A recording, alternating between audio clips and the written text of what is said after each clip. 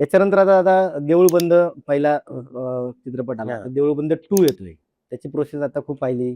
आता आपण म्हणजे तू त्याचा एक भाग आहे हो, स्वतःच. आता सासवडला आपण क्लायमॅक्स पूर्ण हो. शूट केला. तर आता देऊळबंद आता तुम्ही एकंदरीत आढावा जो आता देऊळबंद पहिला झाला. आता 2 येतोय. त्याचं नुकतंच आता तारीख पण ठरलेली आहे. तारीख पण ठरली. तर त्या या प्रोसेसची आता या सिनेमात नक्की काय वेगळं पाहायला मिळेल किंवा काय? अरे, हे बघ पहिला देऊळबंद हं. संपूर्ण महाराष्ट्रात, भारतात, भारताच्या बाहेर बाहेर. बरोबर. पण एवढ्या मोठ्या प्रमाणात बघितला गेलाय. आजही मला असे रस्त्यावर लोकं इकडे-तिकडे भेटतात. "अहो भाऊ, ते तुमचा देऊळबंद लागला ना, आम्ही सगळा बघतो, परत बसतो, जातो." बरोबर, बरोबर. जेवताना समजा लागला की घरात अख्खा पिक्चर होईपर्यंत लोकं जेवतच असतात. एकत्र फॅमिली जेवत असतात. बरोबर. तर ती ताकद आहे. बरोबर. आणि ते म्हणलं तो सिनेमा देऊळबंद झाल्यानंतर त्यावेळेला अध्यात्म हं, हं. आणि सायन्स बरोबर. दोन्हींचं असा कॉम्बिनेशन. विषय घेऊन सिनेमा केला होता. आता हा विषय जो आहे, हं, हं.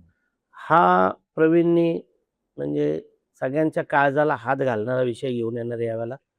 पहिल्या देऊळबंद जेवढा आवडला, त्याच्यापेक्षा 2 पैसे जास्तच हा देऊळबंद 2 लोकांना आवडेल. कारण 21 मेला आणि गुरुवारी हो. तो रिलीज होतोय. वाह! हां, म्हणजे तो योग आहे आलेला.